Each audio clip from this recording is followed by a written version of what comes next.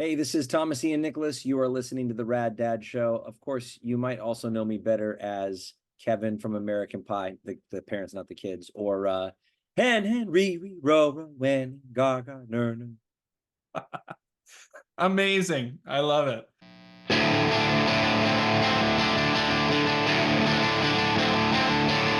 Hey, all you rad dads out there. Let's do it. Okay, Thomas, I really appreciate you joining me on the Rad Dads Show today. I'm going to start the way we always do, and that's by asking you, who are you? Who am I? That's a question I ask myself every day that I haven't been able to come up with an answer with, but I'll give you my best guess. No, my name is Thomas Nicholas or Thomas Ian Nicholas. I have two kids, so I'm thankful that at least somebody is calling me a rad dad today. I don't necessarily know that I'm always a rad dad to my kids, but I try. And I'm an actor, a musician, and yeah, I've been working since I was a kid myself. So, a lot of people probably know you from American Pie. People know you from Rookie of the Year. You mentioned you're a musician, and that's kind of a big focus of what you're doing right now. So tell me quickly just a little bit about that. Like where can people find you? What are you up to? They can find me if you search anywhere like Thomas Nicholas Band. You can find me on your favorite, listening app. I know Spotify is a big one, obviously, and that's how you find me. Search Thomas Nicholas Band. I have been playing music for a long, long time since I also was a kid. I'm currently working on my seventh album that's being produced by Taylor Carroll of Lit, the drummer from Lit. And then we've got some great features coming up. So far, we've released 3 singles of the new album. The fourth one is coming at the end of February, featuring Aaron Jones and Cat Leone from Holy Wars. And then after that, I'm going to have the early November featured, as well as the title track. We'll have an awesome feature from Bowling for Soup, which has a competing dad podcast called the Rock Right. Dad Show. And Jarrett Reddick, he's been on the show. So, even though it's maybe in the same space competing, yeah, we're friends and we love that podcast and those guys. Jarrett's amazing. So, yeah, Yeah, cool no, to hear I you only worked jest. with him. Obviously, it's not a competition. We want everyone to be a rock star rad dad. We're all in this together. Okay, so you're a dad. How old are your kids? My daughter is 7 and my son is 12. So Okay, think and for a minute. you kind of hinted at this before, but do you consider yourself a rad dad? I mean, I do, but at the same time, I'm now like kind of my son's, on the cusp of that teen year stuff. So I still have my moments. I'm still cool, but I know it's coming. It's coming soon that I will not be cool. Yeah. So, well, how do you, I mean, there's kind of two sides to it, right? So there's like, well, what do I think is a good dad or a rad dad? What do my kids think about that too? And their opinion, well, as you and I know, is going to change over time, right? And Right. how they view us is going to change over time. What to you though? What do you think are kind of the qualities of a rad dad? Um, well, I mean, the number one quality I think in all parenting is not perfection, but just time spent with your kids.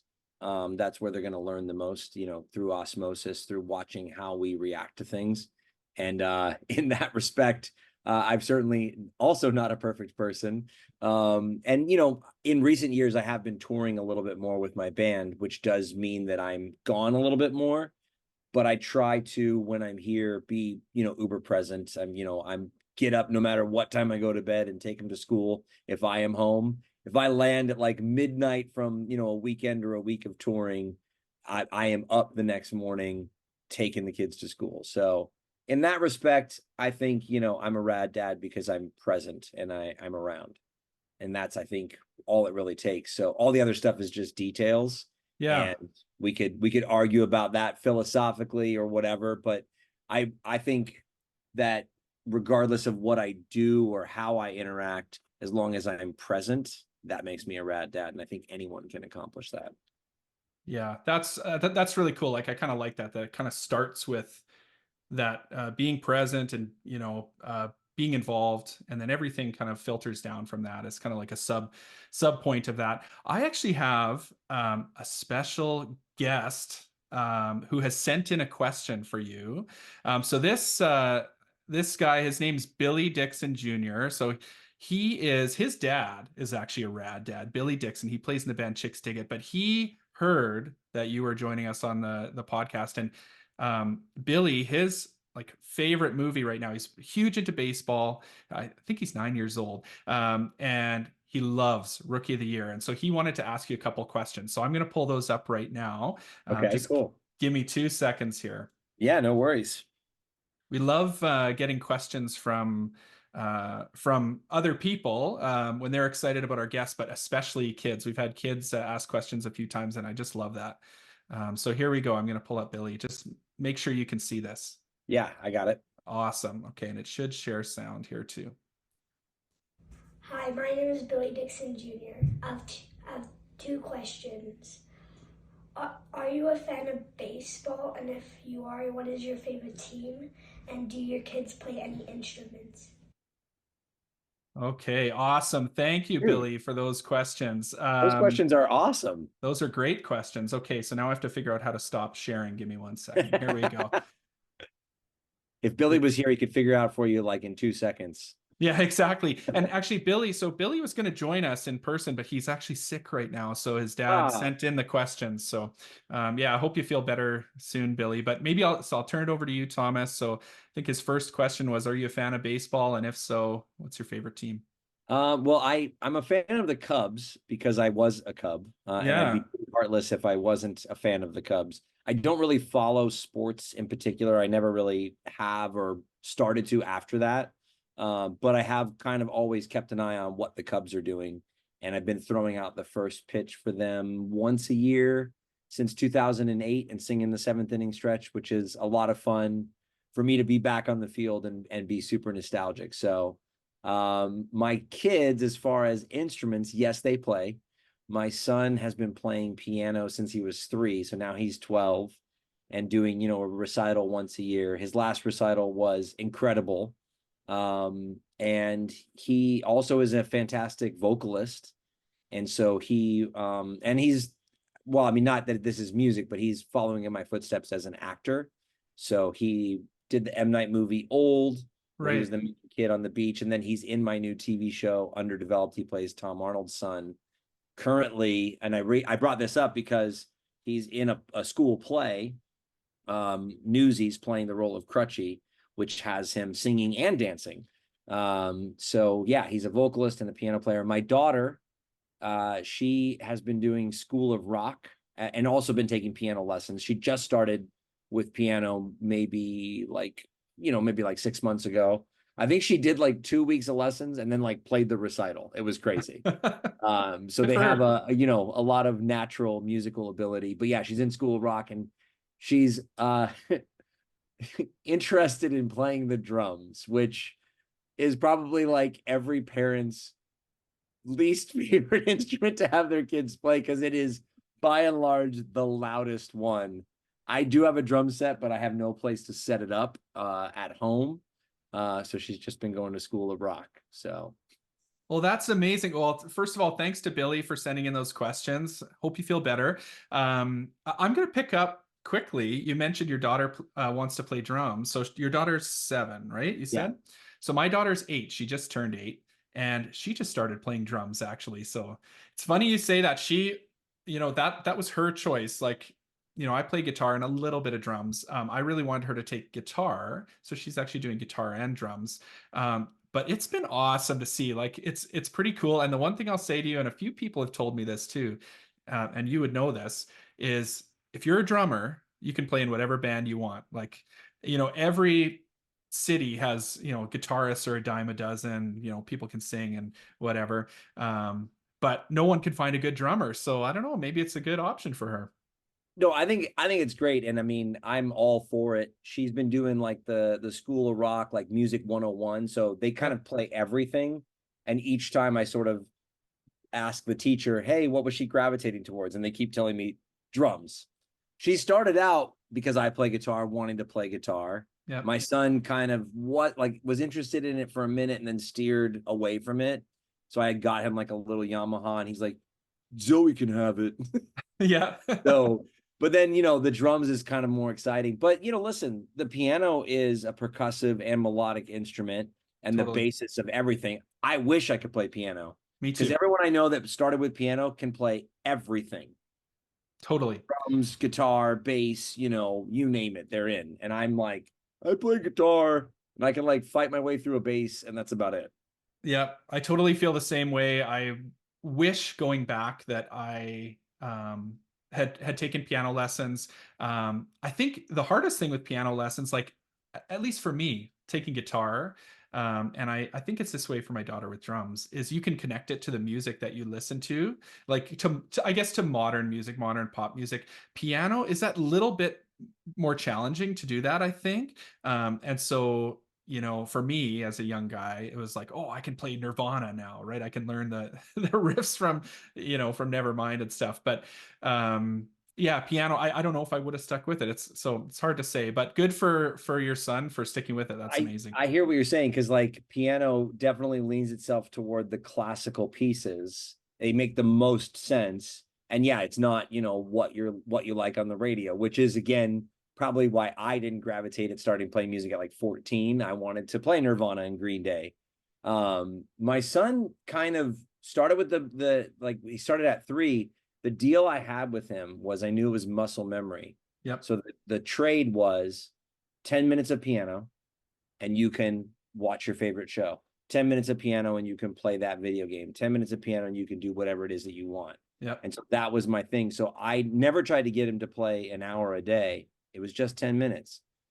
Slowly, years into it, I would say trade him the 10 minutes. He'd go in there for a half an hour. Yep. Because when you're not asking for the hour, they do what they want or do what they're into. And then recently he just started playing like some Coldplay, I think, on piano. Cool. And kind of like, I think by ear, which is pretty cool. Good for him. What do your kids think about your career as a musician? As you said, you've been playing for a long time. So what do they think when they see, I mean, they're probably used to seeing dad up on the screen and stuff, but what about up on the stage? Yeah, I mean, they're more aware of like the acting stuff. I know like recently my daughter will, when I go on tour for, longer than 5 days or so, and she misses me, she'll put on one of my movies like Rookie of the Year or King Arthur's Court. That's sweet. Yeah, not American Pie. They have not seen that yet, nor will they ever. So yeah, they know like what I'm doing, and obviously I'm playing some of the cuts from the studio when I finish them, and they like the songs from the new record. But they've only been to a couple of shows. I mean, mainly the shows are at night past their bedtime. Mm-hmm. I mean, I think, yeah, my son came to see me at a festival recently that was at like a high school. It was at like a Catholic school like here in town that they do every year in May, and so he got to like see the band perform. Cool. And so yeah, I don't know. It's their mom's a musician also, and she sings and DJs and plays around the world, and they're kind of just like, nah.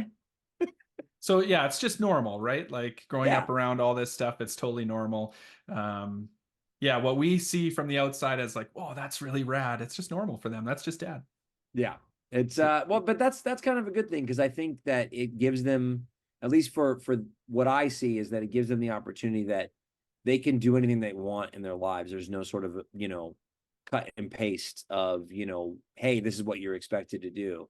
It's find something you love and you can learn how to make a living out of doing it. Yeah. Yeah, that's a good point. Where were you in your life and your career when you had kids, when you became a dad for the first time?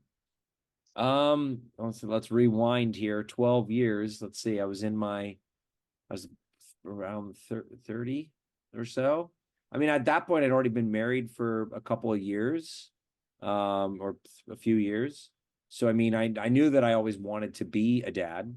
And, it was just a question of the timing and things. And yeah, I mean, I was still doing the same thing, still had the band and the acting. And I had started producing some of my own stuff even as early as 22. So all the same things that I'm doing now. Were you worried that that was going to change anything? Were you worried that would take your focus away, or did you have other fears about becoming a dad? No. I mean, I'm the youngest of 7. Oh, okay. So there's like 25 nieces and nephews running around. So I mean, I remember like, watching my nieces and nephews when I was a teenager. So I mean, I knew what to expect. I knew there was going to be a lot of challenges with it. Or as I like to call parenting, the most rewarding challenge. Yep. And so yeah, didn't really have any fears. And I think my schedule changed a little bit at the time that I started, having a family and started around being a dad. I was doing maybe like 2 to 4 months of films and maybe about 20 to 30 shows a year. Now I'm still doing about like 2 to 4 months of acting, but now I'm doing like about 100 shows a year. Wow. So I think just my schedule has changed and shifted in that respect. But in that regard, I think it allowed me to be more present during the earlier years of like when my kids were infants and toddlers, which I think is, would have been way more challenging to be like, here you go, to their mom, like, I'm out. Yep. I mean, she was touring at the same time. So, but, diaper changes are when you need, all hands on deck. Yeah, baby crying in the middle of the night kind of thing, Yeah. right? You can't do that over FaceTime. So No. and speaking of that, like things have evolved too, right? So I imagine that as your kids have gotten older, as your schedule's changed and things have evolved with your career and your music and stuff, you might be away more, but there are some different ways of staying connected. Like, do you find you have strategies to kind of stay connected to the kids even when you are away? Yeah, for sure. I mean, now that they're older, obviously, age of 7 is the age of reason. So now I can, my son's got a phone, so I can drop him a text message whenever I want, or a voice text, or, drop him a line and say, hey, are you free to FaceTime? And then with my daughter, who doesn't have a phone yet, I send voice memos if she's not available, when I've got like, a 10-minute window to say goodnight. If it's they're with their mom, or they're with, my mom watching them, that's sort of the strategy, is to drop messages just to let them know that I'm thinking about them when I'm on the road and away working and stuff. Yeah, it's nice to have that ability, that flexibility to kind of connect, even if it's just little connections here and there, right? Like, for all the other stuff that comes with the technology we have today, right? It doesn't come without its negatives too, but that's such a nice thing about being able to stay connected to our families. Yeah, I've made a big concerted effort, and I have a long way to go. But I've tried to start to put my phone away when my kids start talking to me, or to say to them like, hey, I've got to just do this one quick text message that I'm in the middle of. And then when I engage, like, put my phone away and say, oh, hey, what did you want to say? Yeah. And I'm working on that, because, that's the thing too, is that sometimes then they forget. So I've learned, like, okay, well, can this message wait 5 minutes so that I can, or 3 minutes, or 1 minute, so I can put them as the priority. But in doing so, it says a lot. I don't know. We all scroll through feeds, right? Yep. But I saw like someone say like what it means. Like, imagine if we're doing this interview, Yep. and I'm like, oh yeah, being a dad's great, Brett. Yeah, totally. Oh yeah, what was that? Like, it says a lot to you about the importance of this conversation just by holding my phone, or even if I'm just holding it. Yeah, It's almost totally. like I'm waiting for something more important. And so I've tried to like just shove it in the pocket and be like, hey, what's up? It's so hard though too, and I imagine as a guy, you've got acting, you've got your band, and I know with like being in a band, that's a lot of work to, like, in today's day and age especially, like, you got to be engaged on social media, you got to be responding to comments, you got to be doing interviews, you got, like, there's lots happening, and that's all coming in on your phone, right? So But it's you have, also just never ending. I mean, yeah. and that's the thing, is I'm learning, and though I'm not corrected on it yet, like I said, I'm still trying, but I am aware that I'll be like, oh, I just got to sit down and add these dates into my calendar really quick. I look up and like 45 minutes has gone by, and now I've missed that window of hang time with my kids. And I'm like, I got to learn to just go, I'm going to do that later. The kids are the priority right now. But, you know, when you're your own boss and you're kind of in charge of all these different avenues, yeah, it is. It's a balancing act for sure. There's a lot of things coming in, and you're having to be careful about prioritizing things properly, right? I'm the same way. Like, it's like, oh, I get an email about something. It's like, I don't have to answer that now. I don't have to answer that later today, even tomorrow. It doesn't matter. But you feel like, oh, I need to respond to that, right? And so, you know, working through that is really tough. And I struggle with the same thing with my kids. Yeah, I think I hate talking about the lockdown period, but the lockdown period prioritized technology to a different way. Like, I got a phone call today and it showed me the name, but they weren't programmed in. I thought it was a sales call. So I do this thing where I just answer and I don't say anything. And then if it's a sales call, they'll hang up because they don't hear hello. They don't like get the engagement right, or the computer doesn't start or whatever. Yep. So, but I hear a person say hello and then they like hang up and then they send a text and they're like, you know, with like a question mark, like Thomas. And I'm like, I'm so curious to know who this person is. But I'm thinking to myself, if it was someone actually trying to get in touch with me, they would like send a little follow up, you know, like telling me what they wanted. But the connection that I have to technology because of that time period where that was the only interaction we have with our friends and family outside of our home. It's hard to let that go when you get that email or that text. Then it's like spinning in the back of your mind and you're only half paying attention to the live children in front of you. That's such a good point. I never really thought about that, that it, you know, like we look at like, you know, all the advancements with Zoom and all, you know, all this stuff that happened kind of as a result of a bad situation with the pandemic. But yeah, it's like maybe it kind of trained our brains a little bit to like be hyper aware of our technology. Yeah, unfortunately. I mean, like I said, technology is like my greatest friend and my worst enemy. Yeah, All in totally. the same breath.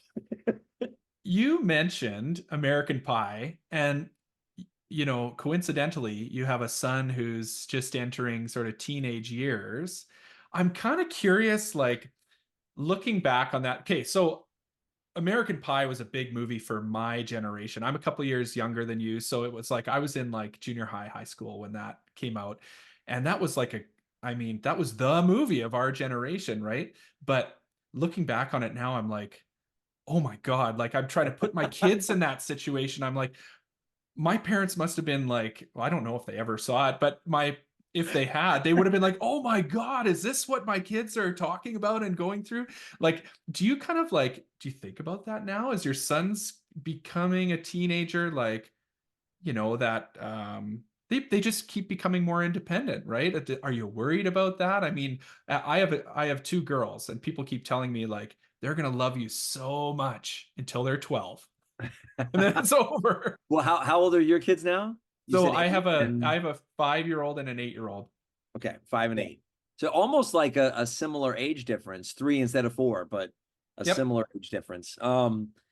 Yeah, you know, well, first of all, I'm going to make us both feel old. This year, this summer marks the 25th anniversary of American Pie 1's release date. Oh my God. If I didn't feel old already. Yeah. So there's that. Number 2, I've been asked this question a lot in interviews over the last few years about like, when am I going to show my kids American Pie? And so the answer is never. The first time I watched the completed film, I was sitting next to my own mom, which was just the most embarrassing thing that you could think of during particular scenes of that film. And I didn't even have to do like any of the crazy stuff. So I think it's the idea that I'm not saying that my kids can never see it. I'm just saying I'm not going to sit down with them and be like, it's time, you know, like, no. As far as like being worried about it, I think, you know, each kid is their own personality. And so I'm sure you can relate to this because this is generally the nomenclature or the stereotype, as it were. And I think that I have a theory on this. And the theory is that your firstborn kid is surrounded by adults. So the brain goes, okay, cool. There's no direct threats around us. We're gonna develop the brain as the first thing. And then so you end up with your first kid is generally, and this is can be different, but generally is more intellectual. Your second kid sees the other kid around and goes, okay, threat. So the brain goes, great, we're going to develop physically more. So the second kid is usually walking faster, has better balance, but and the brain develops, but just secondary to the physicality. So you always wind up with a more adventurous second kid. Oh yeah. Which is more, by and large, the one you're more worried about when they're teenagers. Yep. The intellectual one, you can reason with them. They're going to be they'll probably make pretty good choices.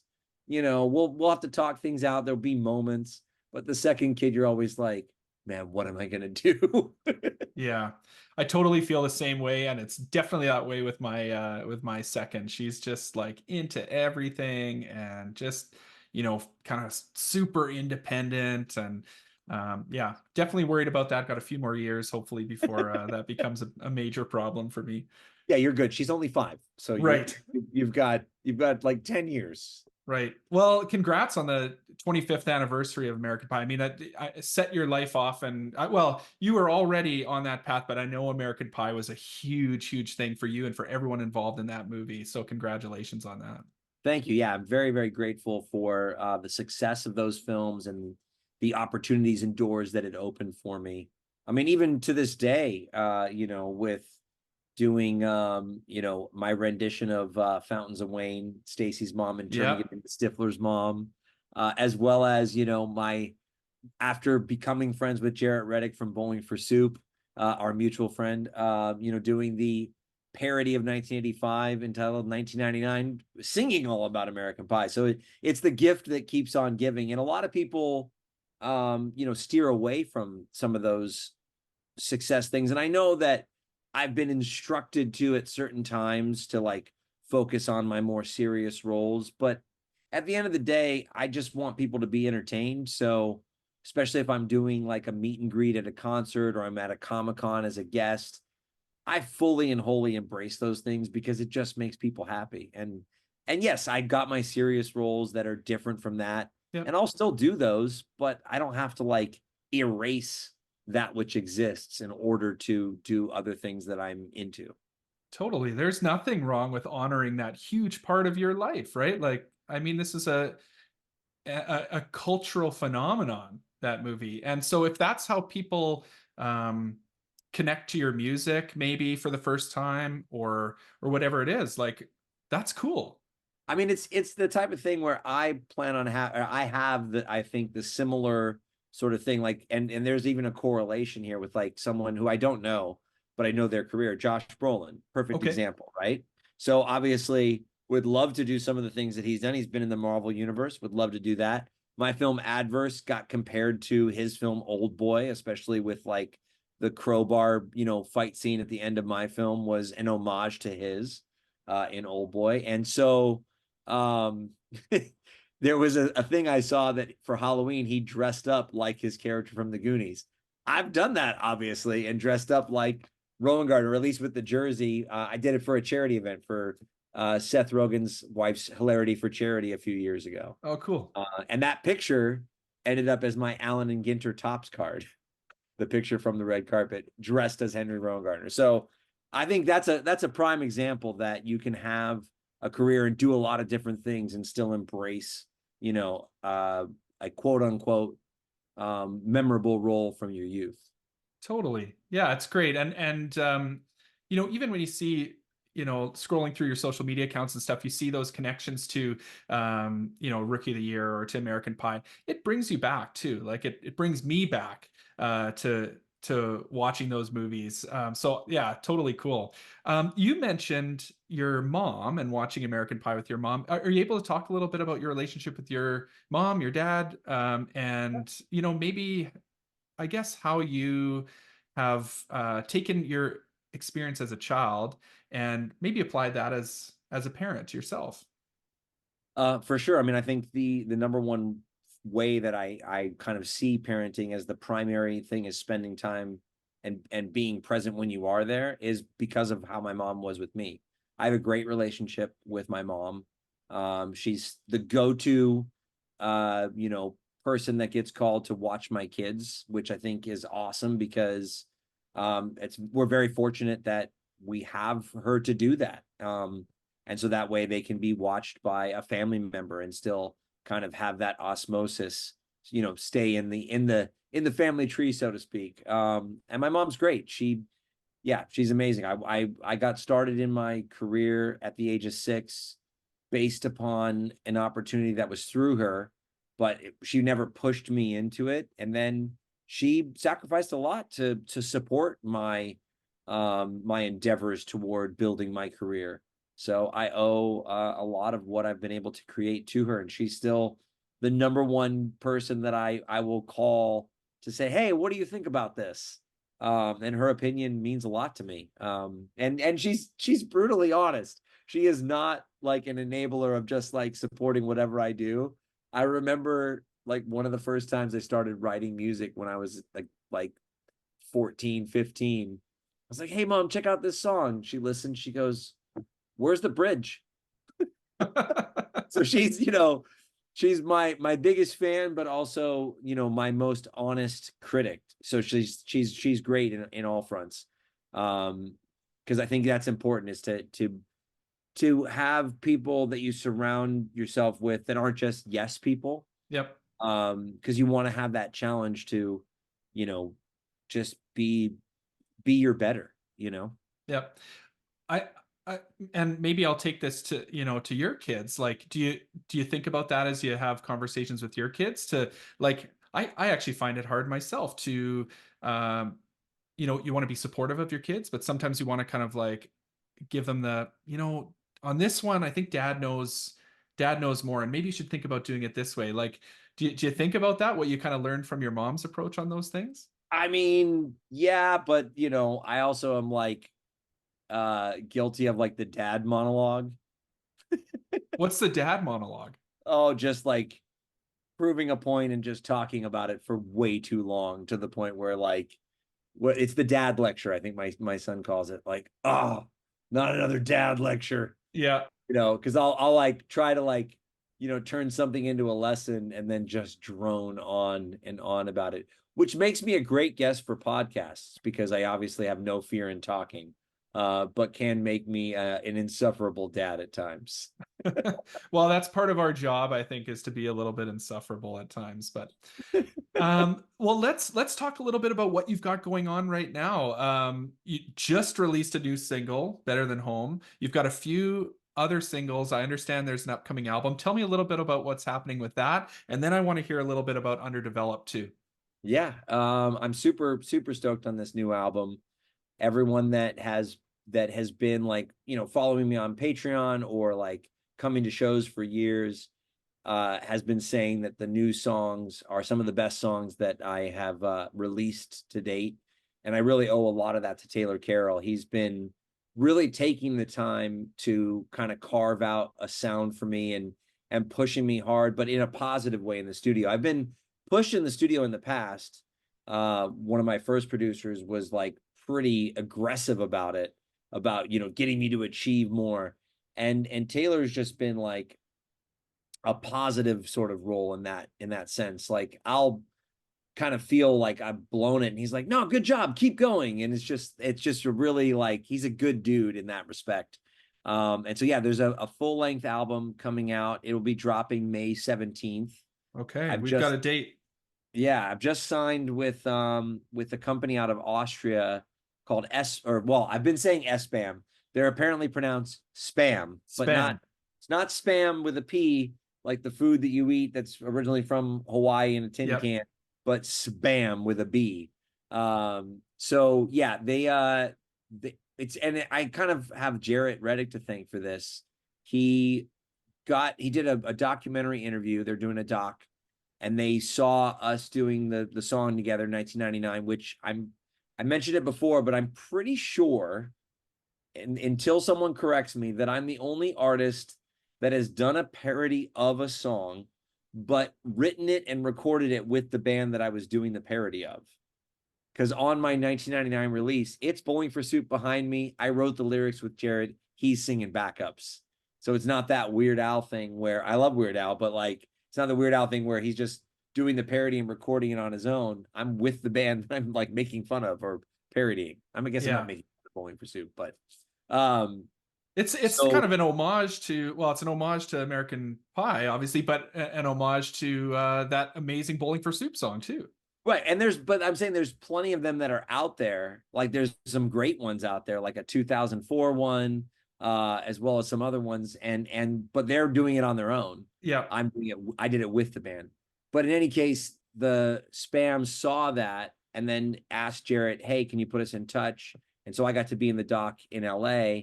I turned out I was playing the Whiskey a Go-Go a couple days later. They came to the show and they're like, hey, what are you doing with your next album? They're like, let's talk. So Awesome. it only took me, 15 years and 1,000 shows to sign my first record deal. But here I am, an overnight success. Yeah. Oh, amazing. Well, congratulations. That's super exciting. The singles you've released so far are amazing. Better Than Home sounds great. I was interested kind of in Same Kids too, because like the artwork for Same Kids kind of references Henry. And so, I was kind of curious about that connection and I guess, to me, it made me think about my own kids and kind of that connection back to being young. Like, tell me a little bit about that. Seems like, you've got songs about kids, about home. Like, do your kids kind of factor into that process at all? Well, I think the record, the shape that it's kind of taken on, and some of the people have commented on the sound, that it's the songs are super nostalgic, or not. I mean, obviously not all of them. Tomorrow's Gonna Hurt really is like a self-aware song about our own faults and things, but the Same Kids and Better Than Home have this nostalgia vibe, but they also have a modern kind of sound. And so they kind of have been bringing everyone back. And with that song, at first, Taylor and I kind of had this idea about like a different sort of thing, but how we're kind of the same. We're still just kids, like we're still like the same dumb kids, but it just ended up evolving into Same Kids. And really, as we started delving into the nostalgia, I just started picking things that we could all relate to from our youth that maybe this generation doesn't even know of. I mean, I remember the first time my son saw a VHS of A Kid in King Arthur's Court on my bookshelf. He goes, oh, wow, Dad, they made a book of this? Like he just thought it was a book. Yeah. Because clearly like a VHS tape is, the size of a book with the spine and the whole thing. So I just wanted this nostalgia vibe. And ironically, the day after we wrote that song, we had just finished the mix in the studio, and then One More Time by Blink came out. And I was like, oh man, we essentially like wrote a similar song. But the thing that the difference that I noted is that the Blink song was nostalgic and about them. Yep. It was a song about them specifically. Yep. And Same Kids was more for everyone. It wasn't just about me. And that's why I put a picture of me from that film on there, although I changed the logo so I wouldn't get in trouble, to like a TNB logo from the Cubs logo. Oh, I didn't notice that. Oh, yeah, hilarious. Of course you wouldn't, but that way the MLB can't come after me. And so I did that because I've learned through doing like Comic-Con events and meeting people that have grown up watching my films that I've kind of grown up together with a bunch of people that I haven't met, but there's sort of a feeling that people get that they feel like they've grown up with me because of these movies. So I guess I just wanted to kind of tie that all together. And that's why the music video is, I haven't done it yet. I'm only halfway done. I shot some scenes like walking in front of Wrigley Field. There's one social media post that I kind of Yeah. teased it, but I found, oh, this is hilarious. So I had to buy this on Amazon. Let's see if you remember these things. You remember these things? I don't know. Is that like An adapter an adapter for like a for high DVI? 8 tapes. Yeah, yeah. So I found these. My mom had these high 8 tapes, and I've got stuff that I haven't even looked at. Oh, That's awesome. from the set of filming Rookie of the Year. And so I'm gonna like scroll through it and find some moments to cut into the music video, as well as some other stuff from my youth. Like then, like at like a certain point at 16, it basically just turns into like filming my band play. Yep. Yeah, which is so cool. And so I get that same feeling when I listen to those songs. And you know, it is neat. Like just like you said, people feel like they grew up with you. I mean, I feel that way. Like I remember going to Rookie of the Year in the theater as a kid. I remember watching American Pie with my friends and just like rolling on the ground laughing. And here we are 25 years after that, and our kids are, you know, talking about starting drum lessons, and we're kind of connecting on that. So it is cool how, you know, we've kind of all come along on this journey together. Your band, speaking of your band and your album, you've just announced a tour as well. Yeah, there's a few tours coming up. I'm going to Germany for like 10 days, and then the UK with Don't Panic, another Bowling for Soup sort of esque family band, since Ted is Rob's brother. And then what else am I doing? I've got another one. I'm going back to Germany and Austria for a big spam festival opening up for Goldfinger, which is Yeah. pretty cool. And there's going to be a lot of other stuff in and amongst that shows that I haven't even announced yet, shows that I can't talk about yet until the end of this month. But yeah, I was looking at my calendar, and it's only January, and there's already like well over 40 shows that I've got planned for the year, and the dates just keep coming in. So there's going to be a lot of tour dates. So this is crazy. You've got full tour schedule. You've got an album coming out in May. Plus, Underdeveloped just came out on Tubi. So tell me a little bit about that. Yeah, that's my new TV series. It's a mockumentary, similar, I guess, to The Office. Except the difference is we're a group of producers in a production office forced to work together, but we are the most incompetent group of producers. Although I would say my character Joe, with his creepy mustache, is the most competent of the incompetent producers. That doesn't say much for him though, because the other ones are pretty incompetent. But Tom Arnold is our boss. David Keckner runs the other studio, and the show is a lot of fun. It premiered on Tubi back in September, and depending on where you're at in the country or the world, you can watch it on Tubi or Amazon Freevee, Amazon Prime. It's on cable now, on Comcast, and even on like terrestrial TV like NBC. You know, all with commercials, so you don't even have to pay to see it. You can just watch a few commercials. You want nostalgia? Watch some commercials. That'll bring you back. Yeah, there you go. That's a good connection to that nostalgia. Amazing. Well, there's so much going on. I'm so stoked for you. I really appreciate your time today. We'll share all of those things on our social media accounts and make sure everyone knows where to find your new music and find Underdeveloped. We checked. You could get it on Tubi in Canada. So for our local listeners and viewers, they'll be able to get it as well up here. Yeah, thanks again for your time today. I want to ask you, do you have any advice out there for dads? Anything you want to leave listeners with?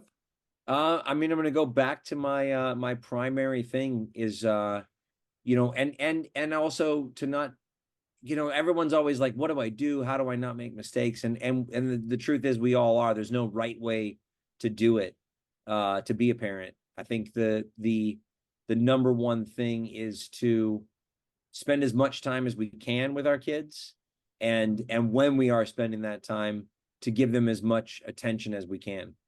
I know, like, I just read something also recently that was like, kids kind of rely on their moms for like that comfort and safety, and the dads for sort of like playtime, and they get different things from that. So I wholly encourage, and I love playtime, video games, board games, Yep. you know, pretend, whatever it is.